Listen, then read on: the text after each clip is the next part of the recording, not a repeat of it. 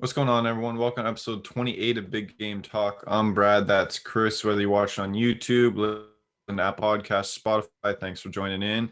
UFC 254 was yesterday. We're going to review it here, and I did not expect to have a tearjerker happen from Khabib Nurmagomedov.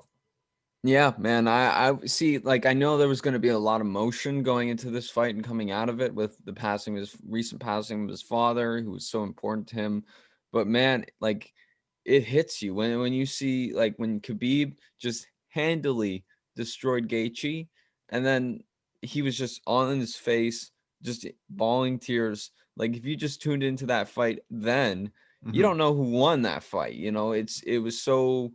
strict. Like like that whole fight was just something was strange like about it, like something was different. There was a different atmosphere. I think there was just so much going on in Khabib's head, and then it was a surreal moment when he said, like, this is my last fight.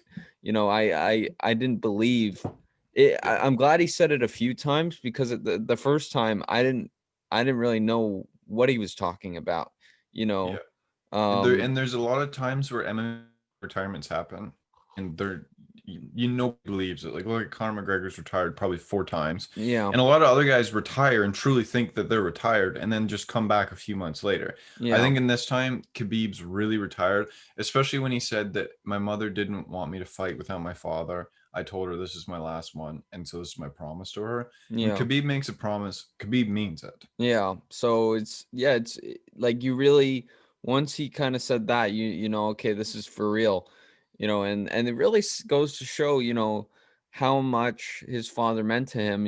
Like, on one hand, you say they both wanted to get to 30-0. That was the goal. Hmm. And one person might say, in light of, in Khabib's shoes, might say, well, I'm going to get to 30-0 for my father. He's saying, I'm going to retire for my father. Like, it's a totally different thing, but it's coming from the same place. And, Hmm. and I think any other fighter, there's always going to be you retire at 29-0. When the goal was to get to 30-0, there's always this asterisk that you walked away from the goal. But I don't think anybody's going to be saying that about Khabib, No. who goes out on his own terms here. Like, you got to give respect to him for that you Yeah, know and I think too, part of it might have been like obviously the promise to his mother, but the next fight, unless they could have got GSP to come back and drop to 55, which was very much up in the air, and whether or not the hmm UFC wanted to do it, he's gonna fight either Dustin Poirier, Conor McGregor, or I guess like you could say the Tony Ferguson fight, but really Tony's still coming off a loss, so they yeah. probably would have tried to force Poirier and McGregor in, and he's already choked both of them out. So Yeah. for Khabib, there's no point to do that fight. There's no point. Yeah, it's like, and he said it best himself. He's like, I choked those guys out. Like, I'm done.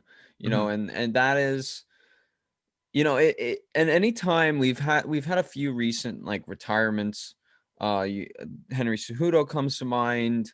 Hmm. John Jones is a difference. Like, he's moving up, but he's vacated the Hmm. the light heavyweight belt. And really, anytime you've had somebody so dominant at the top, you can free it up.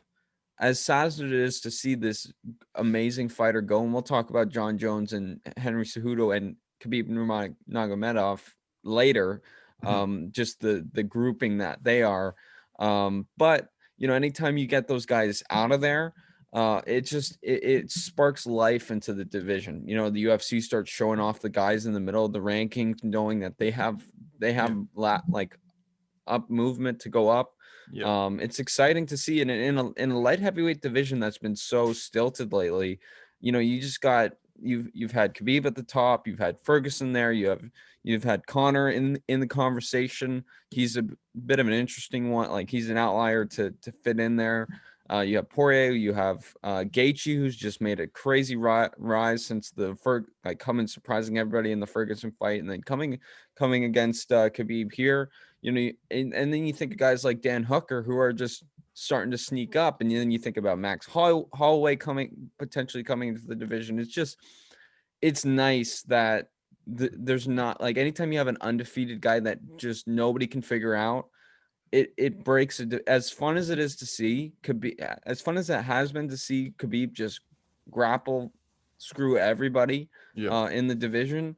it's nice that, maybe we're gonna see some changes where, every fight the belt is being Yeah. passed around. Well, do you want to get into some of the before we get into some of the fights that are going to be coming? You want to talk about the actual fight first? Yeah, let's talk about the first So fight. it was a second round submission, and the referee. What are you doing? Yeah, Gaethje tapped 4 times before you broke the fight up, and he yeah. didn't even stop because of the fight. He stopped because he grabbed his hand. And he was unconscious. I Mhm. think that was a little bit tough to watch, to be quite honest, because Yeah, there was no reason for Gaethje to go unconscious. I mean, well, I didn't know. I like at first, maybe the first two taps, like you can Yeah. say you can give it to, because I wasn't sure. It looked like a punch. I couldn't tell if there was a closed fist or not. It didn't look obviously to me open palm, but when Mhm. he did it 4 times, and it wasn't with intent to hurt. It was intent to Well, because tap. he tapped at like the first tap, I agree with you, and it was kind of Mhm. hidden. But as he's moving up, he's just consistently tapping, Yeah, like, and it was very very obvious. yeah. But I mean, like this is gonna sound awful, but I think the fighters would agree. I think you'd rather go unconscious after a tap than have like the Robbie Lawler Ben Askren situation where they're take ending it too early. Yeah, and You know, I think, yeah, to build on that and give the referee the benefit of the doubt here. Anytime you have a title fight, anytime there's a huge big eyes on fight, there's a little bit more let it play out mhm, attitude, I think. Because I mean, if you're gonna like call out a guy early because you think he tapped in the prelims, it's very mhm, different from calling a guy out early because he tapped in a main event title fight. exactly. It's tough.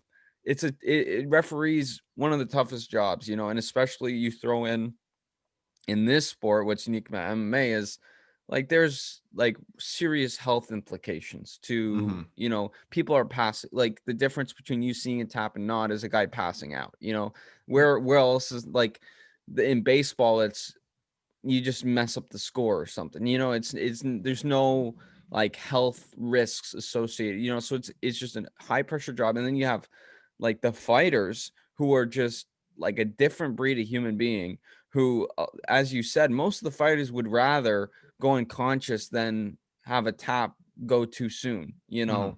when they weren't tapping. So, it's a tough call, but you're right. Like the first couple taps, yeah, you let it play out. This when it becomes repeated and it becomes a lot more obvious, and then immediately you're going to check if he's like he knew that he was in a bad spot, because otherwise he wouldn't have checked if he was unconscious Mhm. half a second after the taps, Like that was the like thing. It was like he watched the tap, didn't react to it, and then checked for the conscious. Like mhm, you know the situation that it is.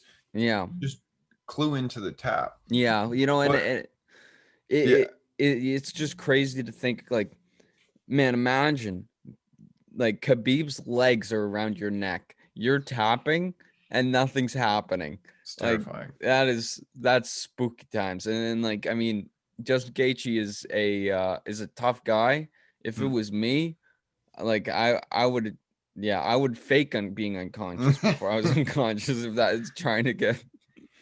But Gaethje was a very live dog in this fight. I Yeah. mean, the first round, I had that clearly Khabib, but two of the three judges came out after the fight, scored that for Gaethje. I don't see how, honestly. I thought that was for Khabib, but it was a close fight. Yeah, And and Gaethje was very much in it. And there was a few times where Khabib, I'm not gonna say he was rocked, but he got tagged enough where you could tell. mhm. And he's fought some pretty hard punchers in Conor McGregor, Dustin Poirier, and I really haven't seen him react like that. Yeah. I think, speaking to the two judges that gave the first round to Gaethje, I could see one judge maybe being swayed. Like I think if I was scoring it, I would give it to Khabib, but because he was had a little bit more of an octagon presence and his shots were I think he had better accuracy. But I Mhm. think with just how busy Gaethje was being early on, Yeah. I could see one judge being swayed. Two seems like a lot, but I mean ultimately it didn't matter. And I mean, some fights you think about scoring, other fights you don't really pay much mind to it. Seeing the first 30 seconds, I wasn't thinking about the scoring. It was obvious that either Gaethje was swinging, like if Gaethje was going to win, it was going to be by knockout, and if Khabib was going to win, it could have been by knockout, or more likely it could have been by submission. But Khabib was really impressing me with his striking. He has fast hands. Like every time I I think watch that him his fight. striking too, it's so good because you have to think about his wrestling so much too. So Hmm. you're thinking about his wrestling and his hands. You're not focusing fully on his hands. So when he Yeah. lets his hands fly, he's got that advantage behind it. Hmm. Yeah. It's like he's got some crazy striking, and you're right. Like it combines with the wrestling. Like he's a guy you can't you always thinking he's doing one thing and you think about the other thing he can do. Which is a great combination for MMA. Yep. Yeah, again, like it's sad to see he's retired, but he had a hell of a career. It's one of the UFC is going to make him tomorrow. We're recording this Sunday, so Monday he's going to be the pound for pound number one in the rankings because that's what he asked for. They're Hmm. going to oblige. Dana White gave him all the praise after the fight. I mean, he really true like aside from the blip after the Conor fight, he truly represented himself perfectly during his UFC tenure. Yeah. And you can't like much as like probably during that fight we were on Connor's side, I would say like for me and Yeah. I believe you too. It's very understandable for him to jump into the crowd there too. Like I don't think anybody watching that is ever going to hold that against him unless No. you're Dylan Dennis or Conor McGregor. No, I don't. You can't. I mean, that's like under the sun. Two guys go to war. Hmm. You know, don't be shocked at what happens. Like that beef was deeper than most. That wasn't just to sell a fight. If that was just to sell a fight, nothing would have happened after the fight. That was personal, Hmm. and like because And I mean, and the thing is too is like Khabib's base pay for yesterday was 10 million.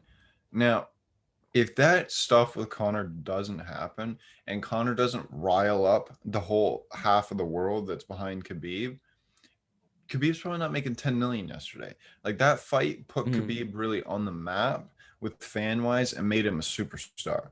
yeah. Like winning in the way he did, and honestly, the antics afterwards probably helped. Yeah, and that's a great point. Like, and that's and I was thinking, because we were joking, to speak to Conor McGregor. We were joking at the end of the fight when Khabib retired. You said T-5 to a Conor tweet, Hmm. and I was afraid. I was thinking, are we gonna take the bait? Is this gonna become the Conor McGregor show the day after Khabib retires?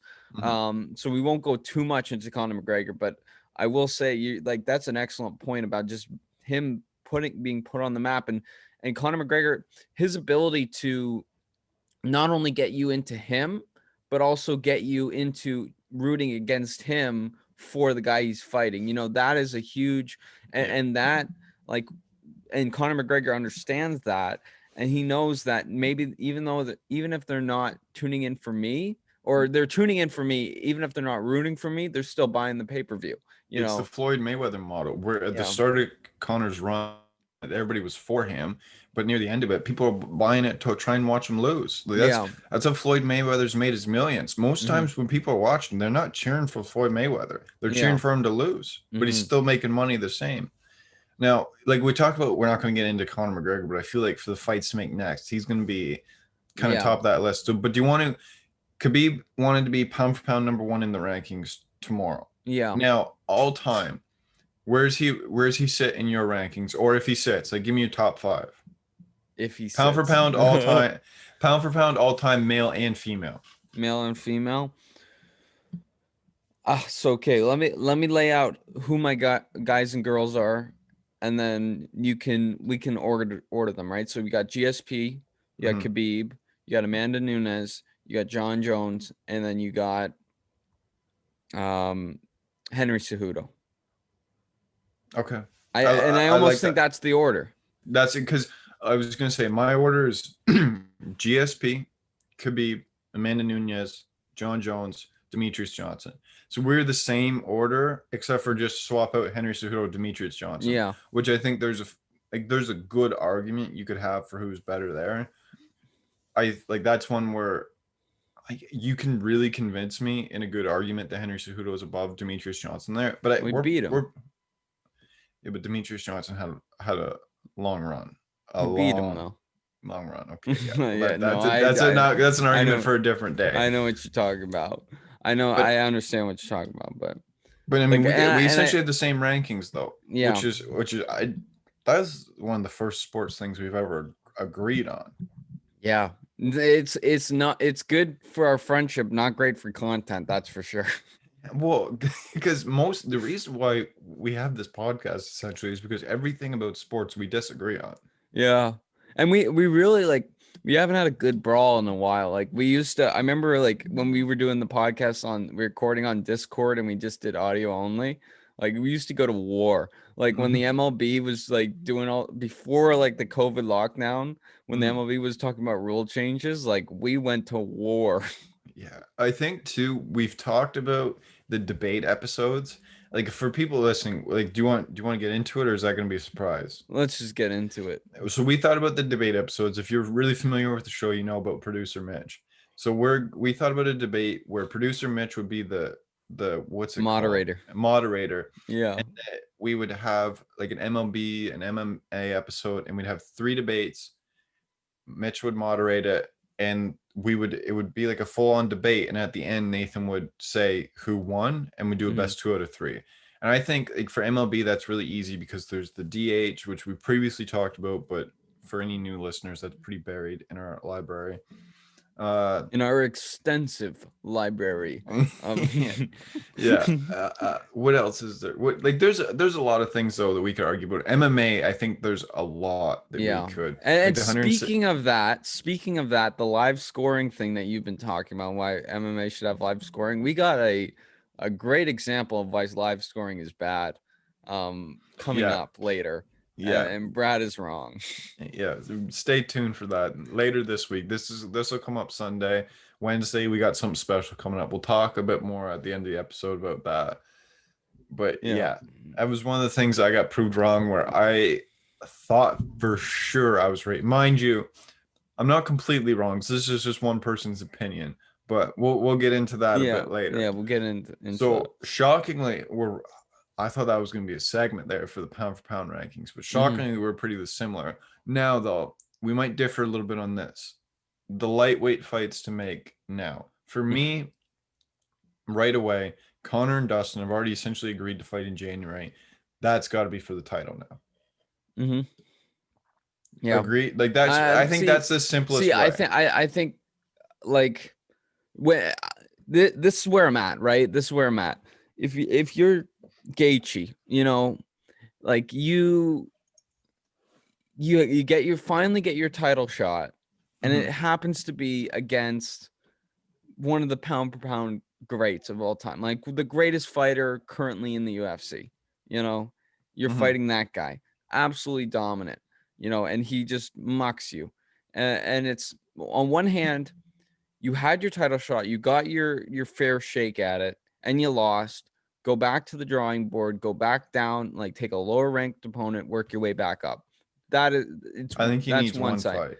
I think one fight, and John Anik said something when he was interviewing. I think he said that you'd most likely be in the next title fight, something along those lines. Completely wrong. Yeah, I didn't understand that. That's the other side of the argument. And I don't understand. I that kind of was what?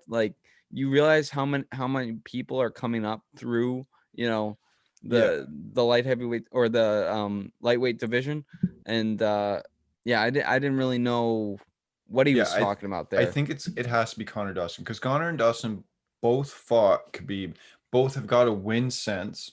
Yeah, especially Dustin against Hooker was probably the second best fight of this year. Yeah, Conor's fight against Cowboy, I love Cowboy, but I mean, wasn't as much. Stephen A. Smith? I love Cowboy, but it's not as much of a it was at welterweight, and it's not as much of a rankings boost, but still he went back in there and got the win. Yeah, but so that's an interesting thing too, because Khabib was saying before the fight, like, I don't think you can go and fight at welterweight and then that contributes to where you are in the lightweight division. And I wonder if He's right though, unless your name is Conor McGregor. yeah, exactly. So let's just say it's a random, like it's Dan Hooker doing that, or Poirier doing that, or anybody else, Ferguson doing that. And it's interesting to look at that comment from Khabib in light of the fact that he knew when nobody else knew that he was going to retire after this fight. So he knows that he's going to drop news that's going to make the Poirier McGregor fight most likely for a belt. Yeah. He knows that, and he seeing that now, like retrospectively, that comment where like he was, because I was wondering, I'm like, why are you even calling out Conor McGregor here? Like, Conor McGregor is irrelevant to you. Now it makes a lot more sense why Khabib was saying, that shouldn't count. That welterweight fight should not count in being your bounce back fight in the lightweight division to go back and fight for a title. Which is a fair argument. But at the same time, it's Conor McGregor. And Conor McGregor fighting for a belt again, especially actually pretty where we don't have to wait that long of a time for. Yeah. Sign me up. Personally, sign me up. I agree. I mean, I think Poirier, Conor McGregor, I've said many times on this podcast that I thought Dustin Poirier was the second best lightweight aside from Khabib in the division. Khabib's left now. I think Poirier is the best lightweight in the division. I think Poirier beats McGregor. I think it's a close fight. I think it's a good fight, but I think Poirier beats him. Like I just can't see McGregor. He's too. I mean, going up to welterweight. Yeah. I mean, he's been how long since he's even cut to lightweight? How like invested in MMA still is he? There's a lot of questions surrounding that. I mean, less than a month ago, he was talking about fighting Manny Pacquiao. That's the thing, like that I'm wondering too, because like it's been crazy. You getting whiplash trying to follow Conor McGregor's mindset. You just back and forth, because like before all this stuff came out with, and he really had to force the UFC's hand with the Poirier fight, to make that happen. And yeah, we were talking about boxing. Like, really, what does he want to do? It's just weird, and I think this is really the fight. The Conor Cowboy fight was a comeback story for Conor McGregor. It was the return to the octagon after the loss to Khabib. It was, I'm changing my life. I'm not drinking during fight camp, yada, yada, yada. Like, I'm a changed man, yada, yada, yada. And that showed. But I mean, that two things. One, Cowboy, love him, but it's Cowboy, right? It's not anybody like up there in the division. It's not a big test. Yeah, if this is Cowboy coming off his win against Iaquinta at lightweight, yes, that was very would have mattered for the division. This was Cowboy coming off the loss to Ferguson, coming off the loss to Gaethje, and up at welterweight. Like this is, we're not talking about this. Actually, he hadn't lost to Pettis yet. That was after. So this is we're talking about a very different Cowboy situation right here. Yeah, and secondly, it was just as good as Cowboy is. You get tagged in the wrong way. Lucky for Conor, unlucky for him. You get tagged in the wrong way. The shoulders, that's just out of nowhere. It wasn't a full showing of what Cowboy can do. It just, that's the way it shook out. Right. So now you got Poirier, who I agree with you. He's maybe not the best. It remains to be seen if he's the best in the division, but if he's in the conversation to be like kind of the dark horse best in the division, you can make that argument. That's a real test for Conor now. He's had some time to sit on his hands a bit. He's talking about retirement. He's talking about going to boxing. Now he's finally talking about this. Conor's been a bit bored. He hasn't been doing much. He has to keep talking. So now it's time to get into action, get into and really see if, is he going to be drinking during this fight camp? Is he going to be staying focused? Is he going to be trying to get a boxing match going set up right after he gets the belt, or in his mind he gets the belt back. All this stuff. This is the real test to see if Conor McGregor can pull out something late in his career here, when really things are diminishing in the Conor McGregor world. I Things agree. are, it's been a tough go. Conor McGregor has been like the Cowboy fight was a nice pick me up, was a nice return to form, so to speak. But if you look at the last, since the Mayweather fight between, in the octagon, in the ring, and combine that with just everything going on inside his world, like when he walks out on the street and the misfortune that happens to him, that he sometimes he causes himself. It's been a tough go, for Yeah. Conor McGregor. And yeah, you got a whiskey brand that's taken off, that you're sponsoring UFC events, you're sponsoring boxing events. That's working, but that's separate from Conor McGregor, and it'll be interesting to see now that there's an open spot for the title holder in the lightweight division. Because really, I mean, the thing that was in Conor's head, Khabib, he there's just no way he beats Khabib. There's no strategy. There's no, and it's same can be said about many other fighters, right? Khabib is just a puzzle, and now that puzzle has been solved in a way, I think Connor's needs to be able to step up. And Poirier, he's the dark horse in the division, I would say, and he, this is a great chance to snuff the golden boy. Yeah. This is I'm excited to see what Poirier can do. Yeah. And I'm glad that we agree on the title fight.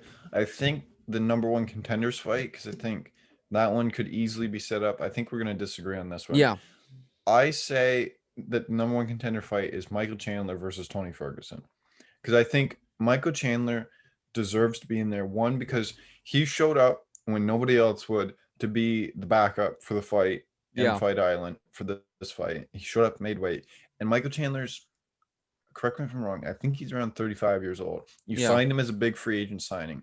You need to give him a push.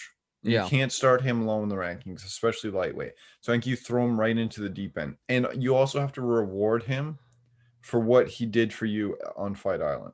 yeah. Just showing up. Because a lot of people wouldn't go all the way to Abu Dhabi, make weight, and just to fly back home. So I think Ferguson, Michael Chandler, and honestly, if you can fit that many egos, throw that on the Conor Poirier card. Yeah. Okay. So I see. I've been kind of iffy on putting Chandler in to the number one contender fight, just because I don't know if you throw him in the deep end right away. I think, but But they were willing to give him the title shot right away. So realistically, as a backup, you, but yeah, you trusted him. This card, like Gaethje misses weight. This was Khabib's farewell that you didn't even know about. But this is a huge card. They said earlier in the week that it was trending higher than Khabib McGregor. mhm. So you trusted Chandler to step in if need be for this card. You gotta show that same faith, or it kind of looks a little bad. Now what do you do with Gaethje though? That's the issue. That's what you do where I with. get lost. So I because my thing is I understand Chandler's a capable fighter, but I don't think you throw him in lieu of Gaethje, who should be one win away from being back in the title fight. Now, This is the issue that I have. Like, I get that, and I would love to see Gaethje in this, but it's hard to argue that Ferguson doesn't deserve this. Hard to argue that Gaethje doesn't. But you can't have Gaethje and Ferguson fight again. We've just seen that fight. yeah. You know what I mean? We know. So, like, unless you run that fight back, one of them's got to take a step back. And to me, the only person that steps in is Chandler. Yeah. Well, I mean, but here's the thing about the argument for running it back is, it gives Ferguson a chance to see because Gaethje the real deal?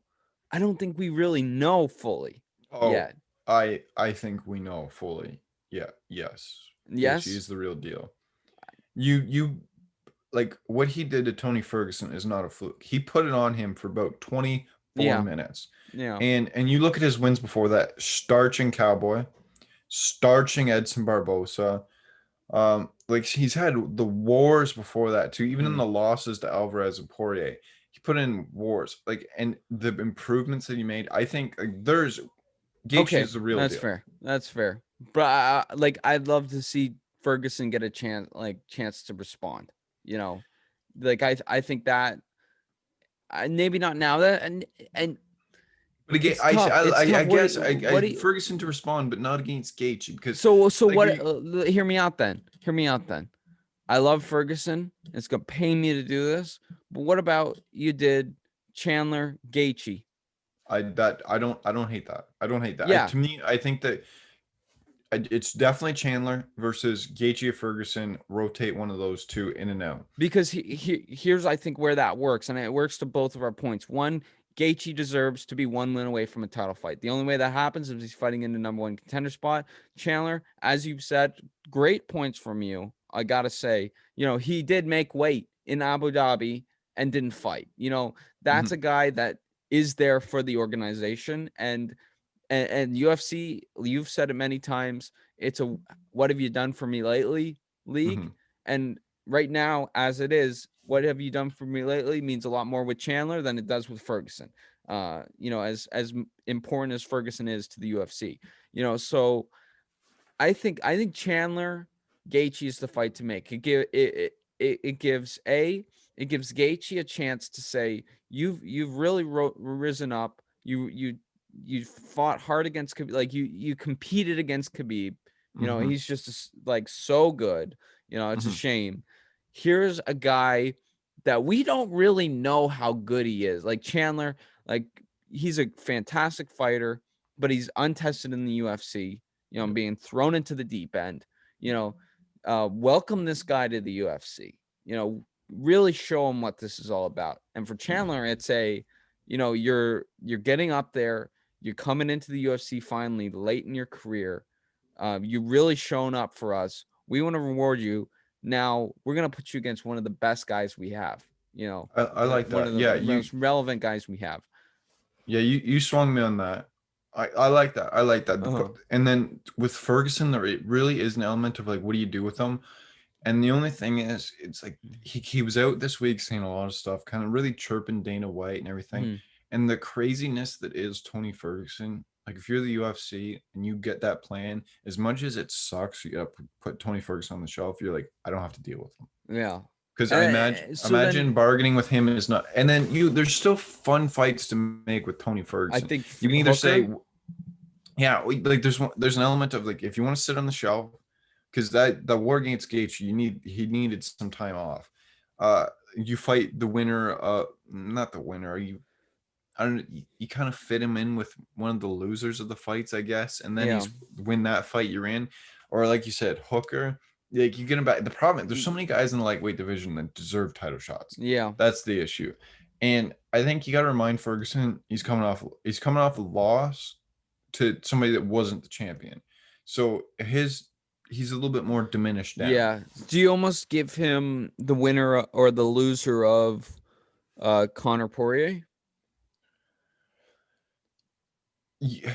See, because here's my argument. The thing is though, if Poirier loses, Poirier gets Ferguson. That's a perfect fight. Yeah. If Conor loses, he's done. He's not going to take that fight. Yeah, but yeah, okay. I understand that he might be done if he loses, but at the same time, if you're Conor and you're the UFC, you have an understanding that even if there's no belt on the line, McGregor Ferguson works on a poster, sells. Yeah, it does. But do you think if McGregor loses another title fight, he's staying in the UFC? That's true because that's true because Pacquiao McGregor sells a lot better than McGregor Ferguson, I guess. So that and then there's the element of he's done everything he can do in MMA. And if you're gonna just keep losing fights, why stay? The same way, it really wouldn't shock me. Like I think Poirier and McGregor, whoever loses that fight, makes drastic moves in their career. Be it McGregor lose, probably retire. Poirier lose, maybe move up the welterweight, or even you could see him retire too. Yeah. Like there's an element, you see these guys when they reach the pinnacle of the sport, when they can't get over that hump, there's the element of, I've made my money. Do I want to go start over again and try and work my way back up, or do I Hmm. just want to walk away? Yeah. And it's interesting. Like we talked earlier about, Cejudo retiring recently, Khabib retiring yesterday.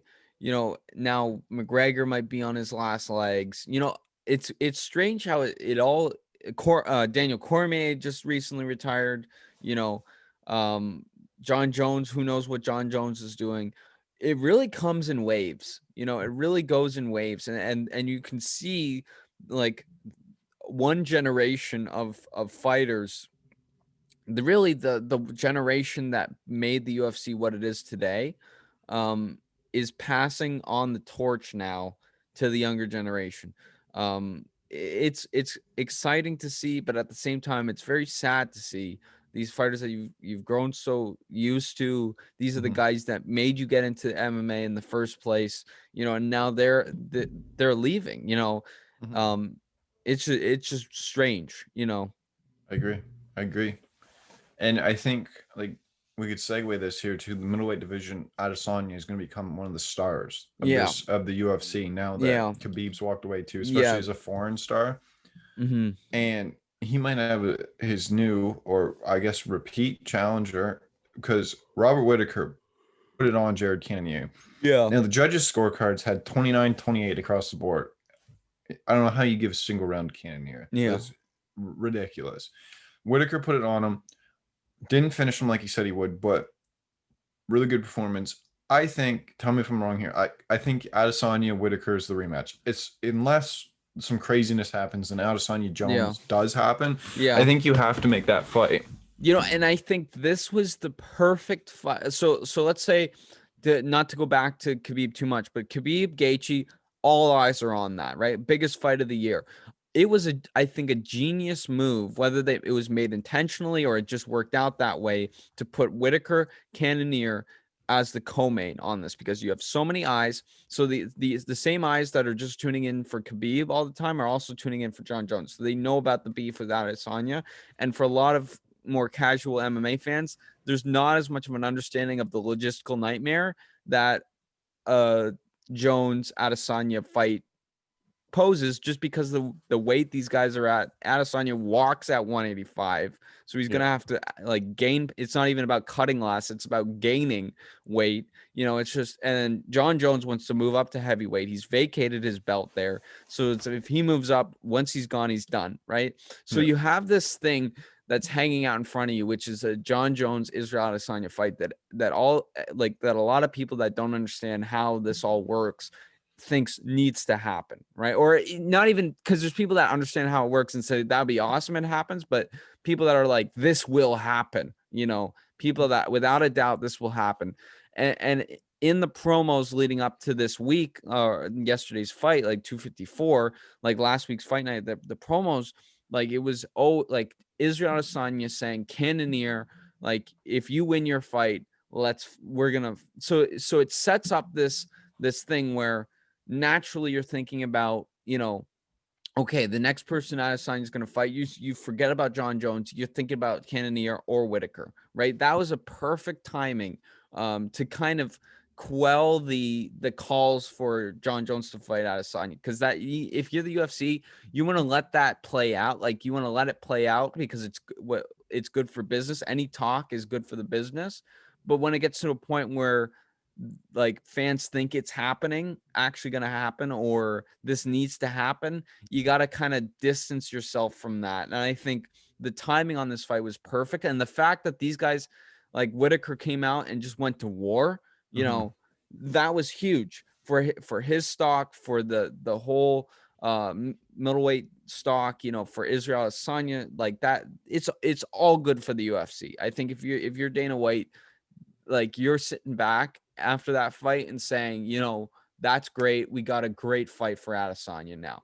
And Whitaker's in a different place than he was when he last fought Adesanya. I can't Yes. wait to see, what I, he's able to that do. that rematch will be far different than the Hmm. first fight. I and Whitaker I might be a bit biased. Whitaker is one of my favorite fighters. Yeah, same here. I could very easily see him beating Adesanya in Uh-huh. that in the rematch, and then that sets up a trilogy so perfectly too. Yeah. I think that I agree. Yeah, That's a because very different. if Whitaker beats Adesanya, that's the next fight those two are having is the third rubber match, you Yes, know. of course. Like, and that is, I mean, like if you have a guy that can beat, I mean, anytime you have someone undefeated, you know, that's just huge when someone beats them, and then that just breathes life into a division when you have a guy that's just been dominant, you Mhm. know, and just nobody can really figure out, you know, and the interesting thing about Israel Adesanya, like he's just a tough nut to crack, and you've seen so many different approaches Yeah. to fighting him just fail miserably. Like people, I mean, think about the Romero fight. You know, just everyone was clowning on Romero, including Paul Costa, when he was joking about this, right? But you had to do something different, you know, to try and beat this guy, you know, because nobody could figure him out. I Um, would love to see somebody storm across the octagon and just shoot a double leg takedown at Adesanya, and mhm, just keep shooting until you get the takedown. And mind you, his takedown defense might be good enough that you're just not taking him to the ground, but somebody needs to put him on his back and see what happens, because that yeah, has not happened in the octagon yet. And I think that's really, I think, because when he's on his back, he's not going to be able to keep the striking distance. yeah, That's how you beat him. And mhm, I don't know if Whitaker's the guy to do that, but I'd love to see him try. mhm, I think even in the stand up, Whitaker could present problems, but I'd love to see that happen. yeah, And then mm, you want to kind of rapid fire through the yeah, rest of the card. We'll kind yeah. of What? give our thoughts on the fight a little bit and kind of who they should get next. Yeah, You got that? we've You got been. text that you need No, to. no. I'm just looking at the time. Like we've been talking for a while. Yeah, Like we've been. we should almost just rapid fire through these. Like unless you have something to say, I don't have much to say about these. I was at work, so Okay, so Volkov Harris, Volkov won knockout round two. I think Volkov. I don't think you give him a massive step up. Maybe like a Junior Dos Santos, yeah, something Dos like that. Santos. I like that. Philip Hawes versus Jacob Malklin. Hawes knocked him out in 19 seconds. I mean, great fight. I because we clowned in the Instagram video about why this was on the main card. He shut us up real quick. Great Mhm. fight. He's not getting the ranked fighter, but definitely step up in competition. People remember his name. Lauren Murphy versus Lilia Shakirov. Lauren Murphy won by submission, put on a promo that Chael Sonnen would be proud of, even tweeted out that it was 10 out of 10 perfect. When you say the words that the next time I walk into the octagon, it'll be for a belt. The next time I walk out of the octagon, I'll have the belt around my waist. I mean, it's 10 out of 10 promo. The sad thing Yeah. is Shevchenko's fighting for the title. Shevchenko's not fighting for it. She's defending her title against Maya next month. I think Murphy sits on the shelf until after that fights Shevchenko. Mhm. And I'm sorry, Lauren Murphy. Great promo. You're going to lose to Shevchenko. Magomed Ankalaev versus Ian Kutalaba finally got this damn fight out of the way after it got canceled a couple of times. The first fight, Kutalaba acted like an idiot and kind of forced the referee's hand. It got stopped early. Ankalaev, this one wasn't stopped early. Kutalaba's eyes were rolled back in his head and he was taking shots on the ground. Mhm. So kind of put an end to this. I think if you're Ankalaev, you got to be happy here too because you're ranked, Kutalaba's not. And you can really start any light heavyweight division opened up, so you can really start climbing up. And Ankalaev, I don't know how the hell you say his name, but he's a stud. So Mhm. he's making a run up. And then in the prelims, just quick hits. Tai Tuivasa bounced back big, beating Stefan Struve. Great knockout. Casey Kenny versus Nathaniel Wood. Catch weight at 140 pounds. It was fight of the night, as it should be. These guys are throwing. Like these guys, the intensity from the first second to the last never wavered. Great fight. Casey Kenny definitely deserved the win Yeah. here. And stay tuned for coming this week. We might have a future opponent for Casey Kenny. Yeah. And so all props to them. Our guy Sam Alvey, who we interviewed earlier this year, he had a draw against Dalton Jung. Very debatable. I watched the fight. It's definitely like the one judge had it 29-28 Alvey, one had it 29-28 Jung, and then the other one had 28-28 Jung. or 28-28 draw. Sorry, 29-28 Jung is wrong. That's Yeah. simply a wrong card. I had it 29-28 Alvey. He definitely won the first 2 rounds, but the third round you could it went to Jung. You could say it was a 10-8. That's how it ended up Yeah. being the draw. So it's not awful. It sucks when it comes for a draw, but I can see it. Yeah. And all props to our guy Sam. Sam Alvey came into this plus 300. So, Mhm. and he's That's just proving people wrong. mhm. So that was UFC 254. Pretty successful. I don't know how I feel about prelims starting at noon and main card starting at 2. It's kind of nice, but it kind of throws your day I off mean, a I lot. I I was at work the whole time, so Yeah, I yeah. didn't You get. got back for the co-main event. No, you got back for Khabib. Yeah, I got back. I tuned in, and I was seeing I was gonna highlights tell from people the this too Cannonier because fight. I was gonna make it pretend like you knew what was going on, but Yeah, no, I have no idea what was going on during that whole card.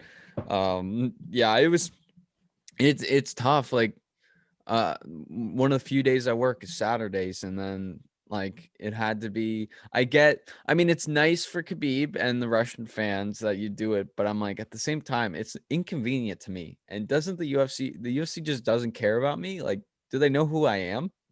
Like, do you know my importance in the sports journalism industry? And if I can't watch, you know how that impedes my job and the enjoyment of many sports fans who tune into Big Game Talk. It really hurts the fan. It's not hurting me, it's hurting the fans of Big Game Talk, to have cards like this when I'm at work.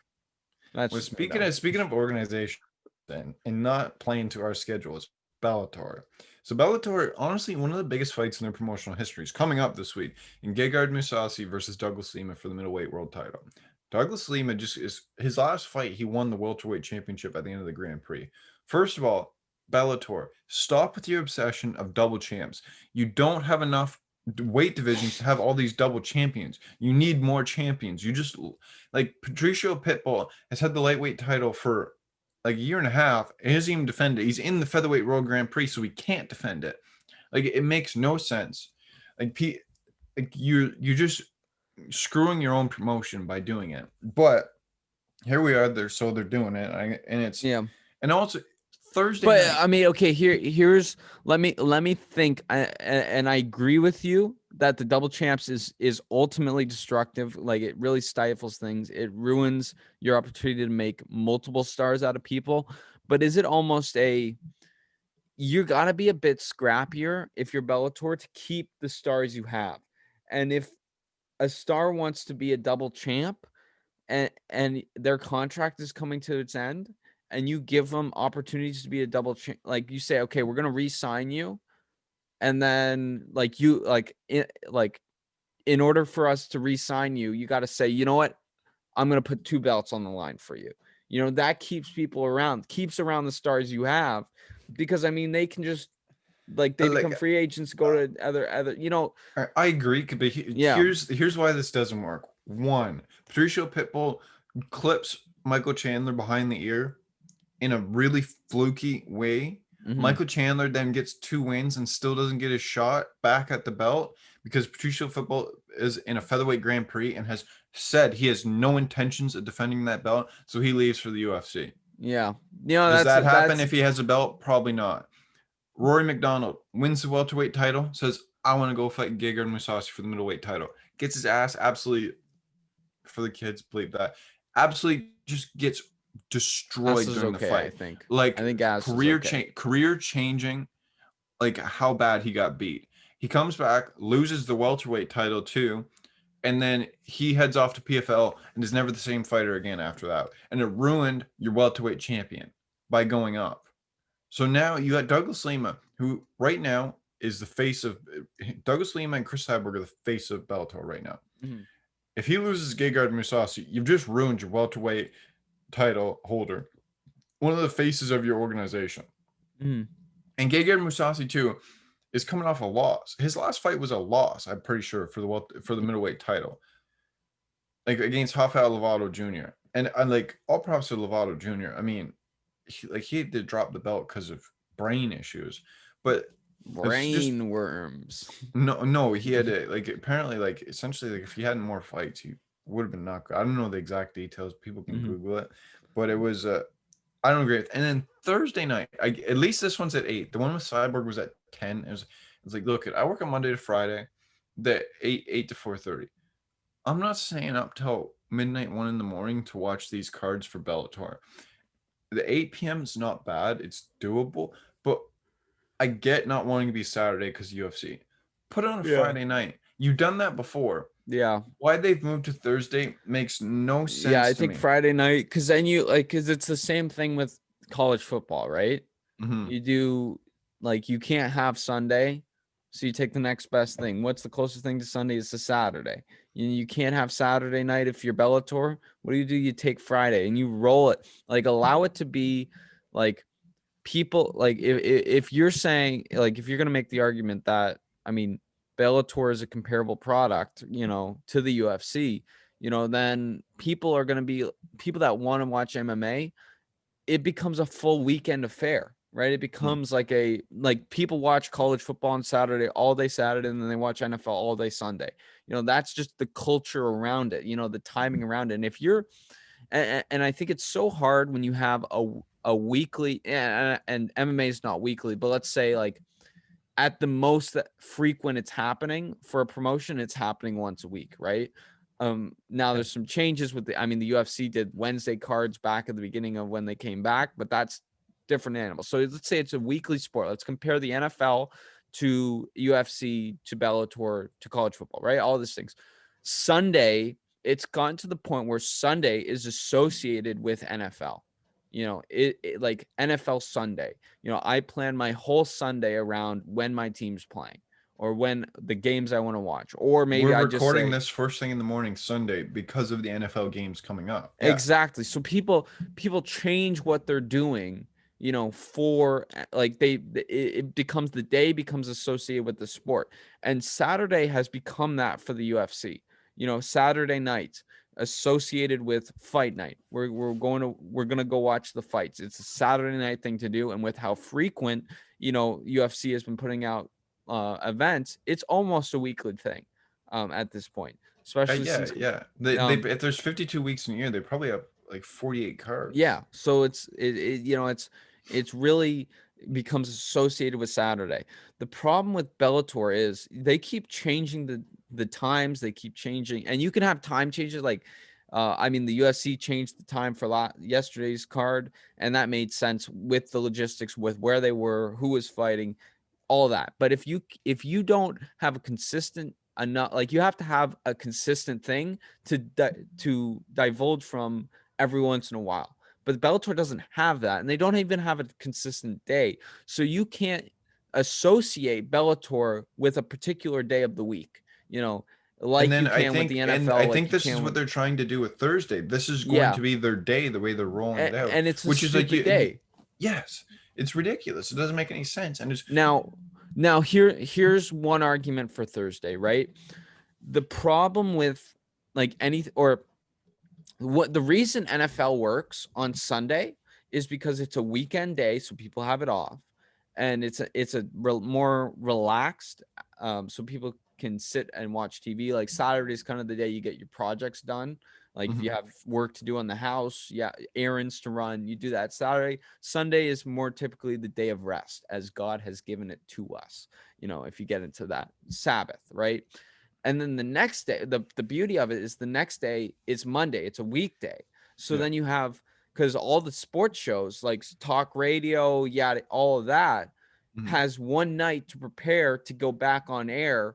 And you have all because weekend watching anything on the weekend that's news related or sports related, it's the weekend crew. It's the B team. No disrespect for anybody that does a show on the weekend. We do a show on the weekend, but it's the B team. You know, um, like you turn on the news and it's not the guy it's not the flagship shows, right? Talking. I I wonder. disagree. I disagree with that statement. I'm like for sports. I think when you turn it on the weekend, it is still the A team out there because things Not have not changed. in radio.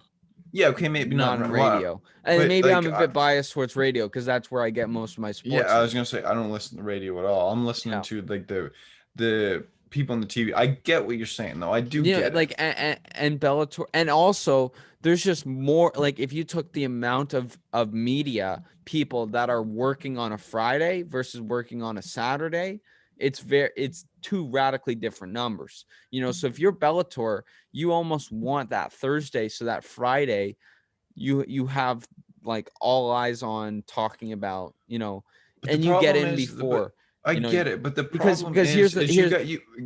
Okay, go ahead. here's the thing too, right? Because if you go on Friday night, and ultimately I agree with you, they should be on Friday night, but I'm just making an argument for Bellator's sake, right?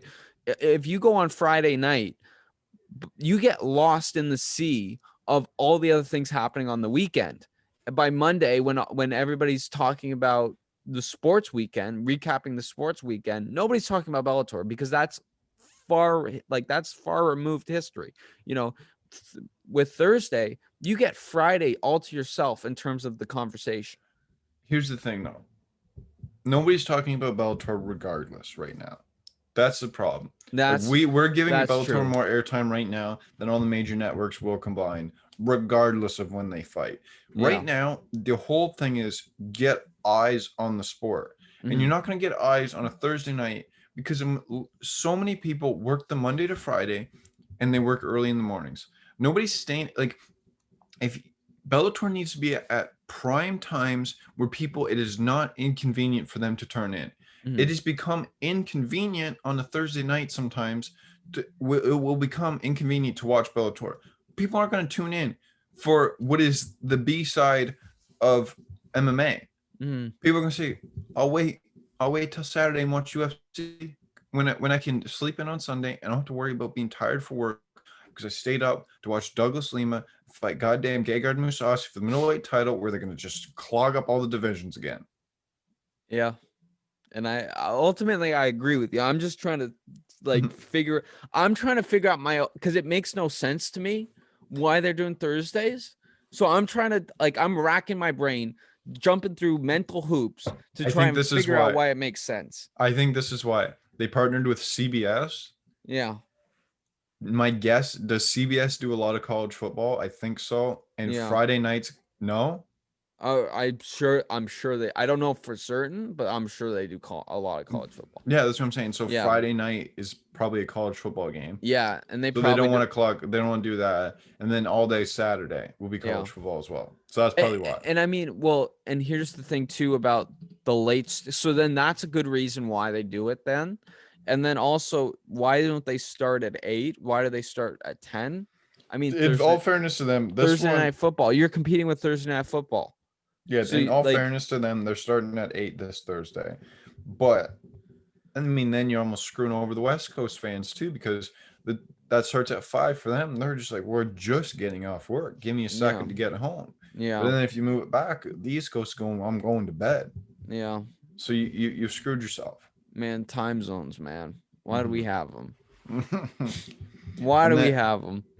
And then, do you want to just go over quick UFC fight night on October 31st, next Saturday for Halloween? Main card starts at 7. Absolutely blessed. That's nice. Headlined by Uriah Hall versus Anderson Silva. Anderson Silva stated that this is most likely his last fight in the UFC. So really interesting to see. Uriah Hall is a stud. I think he takes this. And then really, Andre Fili versus Bryce Mitchell is a good fight on that card. Maurice Green, Greg Hardy, and that's about it of note. Yep. You got anything else to say about that? Nope. Nothing else to say other than how about NFL that's happening right now as we're uploading, Yeah. I think we're not gonna get into many NFL details because we're recording this before the Sunday games start. Really the only thing to say is they have positive tests every week. The fact that they're still playing is either one, incredible that they're able to stop the spread, or two, absolutely idiotic because they're not stopping the spread. And we don't really know. Yeah, and it's tough, man. Like you just see, like after watching like a bit of NBA and the NHL and UFC where they do the bubble strat, and the need for masks and the need for social distancing, yeah, it's still, you want to do it as much as you can, but it becomes a bit redundant to do all that because everybody's been tested and in this bubble and has quarantined, yada, yada, yada, to get where they are. After seeing that and then seeing NFL where you have huge amounts of personnel, huge amount of players, everybody's on the field, the sidelines are packed, and you have a bunch of coaches that have their mask just hanging off their chin, you Mhm. know, it's tough to watch in terms of thinking about just all the cases that have come up, all the cases, I mean, there's some victories. I think the victory is in light of all that, ultimately how few cases they've had, considering. I mean, reason should show. One person has it, after the game when everybody's dapping each other up, going across the field, like that's a super spreader moment right there. That's Yeah. two teams going down, you know, and the fact that, I mean, there hasn't been since the Titans, there hasn't been a major Mhm. outbreak in a team. Yeah. That's like that. I think honestly, and expectations are down, like below where the camera can show my hand. Expectations are pretty low because I'm saying if you haven't had a Tennessee Titan situation again, that's a win.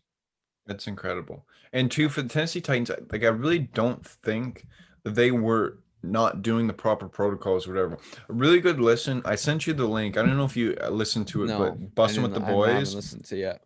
So Bussin' with the Boys, Taylor Lewan and Will Compton. Regularly, they don't record it all during the season. They recorded because Taylor Lewan tore his ACL, so he's out for the year. Huh. So they record an episode.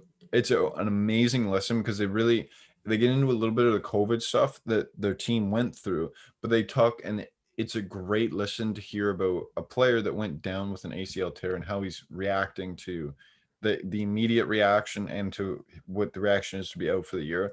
It's a great listen for anybody that Yeah, you know it, what? it You know what a better listen is? a big game talk. Yeah, go into our okay. This, if you're a real fan of Big Game Talk, here's what you do. Okay, you go into our playlist with full podcasts on YouTube. You click play, auto play, and you go to work. Leave that shit on. We need our watch time up. That's a great listen right there. Yeah, that is a great listen. Um, I think we're winding down here. You got anything to say about XFL? No. I mean, I there's a lot of questions. They've kind of been doing a little bit of a media rounds. Like Yeah. I saw some stuff coming out about that. They posted on Instagram for the first time in a long time with I think her name's Gabby Garcia, the one that partnered with The Rock. Mm-hmm. Talking about coming back. It's gonna be interesting to see. I would love to know the contract situation. Mm-hmm. I think that's something that next episode we'll do a little bit more research. We'll come maybe have some questions about that. Uh World Series. We World missed that. Series. Yeah. 2-2. The Rays won in kind of hilarious fashion last night. Yeah. I mean, they're not doing well viewership wise. I No. turned it off before bed last night. Mm-hmm. I think it's a matter of look, the LA Dodgers fans don't give a shit about the LA Dodgers, and Tampa Bay Rays fans don't give a shit about the Tampa Bay Rays. So why should I care about them? Yeah. Yeah. It's tough, and it's weird. It's just a weird baseball year. Like anytime, like this doesn't feel like a real World Series. No. From what I've watched, like it doesn't feel like there hasn't been the same build up. Like this is just like a couple teams. And it's interesting, like the Tampa Bay Rays, because they've been a team for the past 10 years with a fantastic winning percentage, with a fantastic record. They Hmm. just can't do it in the postseason. They kind of teeter out. But with this season, because it's 60 games, so 60, you add 60 games plus however many games the Rays have played. So let's say the Rays are at like around game 80 right Yeah. now, in terms of, so imagine we're 80 games into a regular season. This is when the Rays are at their best. This is when the Rays win games. Where they stop winning games is in September, October, Yeah. so this And is that's all. one is like it's pretty hard to have depth when they showed the stat where Mookie Betts makes damn near as much as the whole Tampa Bay Rays roster, Yeah. which is again, whenever we do these debate episodes, as we mentioned earlier, And the MLB is going to be salary talk and Yeah. salary cap talk. That's going to Yeah. be one where I know if you want to see us get heated, Yeah. talk about that, because remember in the townhouse where we were talking about that, and people that we lived with stepped in between us because they thought we were going to fight. And we probably were. Yeah, we were close to throwing hands at each other. Yeah. Yeah, we get heated, but I think you're very right there. The Tampa Bay Rays, they playing in the AL East. Like, as a Blue Jays fan too, I'm really used to the AL East. Is you're used to being kind of just the afterthought to the Red Sox and the Yankees. And honestly, I would say that the Blue Jays are a far more popular team than the Rays too. Well, they have a whole country. Yeah, exactly. That's my point. So Yeah. it's like, So I think it's like here's the thing. Like, yeah, the Blue Jays have their own country, and the Rays share a state.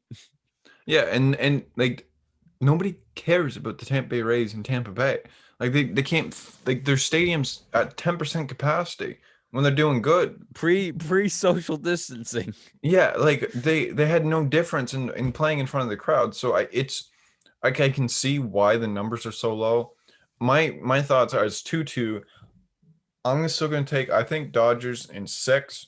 I think they bounce back, and that might just be a hope, because if anybody deserves a World Series win, it's the Dodgers. I mean, if you lose 3 times in 4 years with the roster and the amount of money that you've spent, and also you can look at well, here's the thing though. If you like, the Astros were cheating, the Red Sox were probably cheating, and then you're in the quarantine year. So there'd be a lot of things where I was like, was that the reason why we didn't win? Okay, but you can't say the Red Sox were probably cheating. Well, they were. How? Because Alex Cora was one of the main people involved with the Astros. The next year he goes to the Red Sox. They go to the World Series and win. And then afterwards, Alex Cora gets suspended for infractions that he took with the Astros and the Red Sox.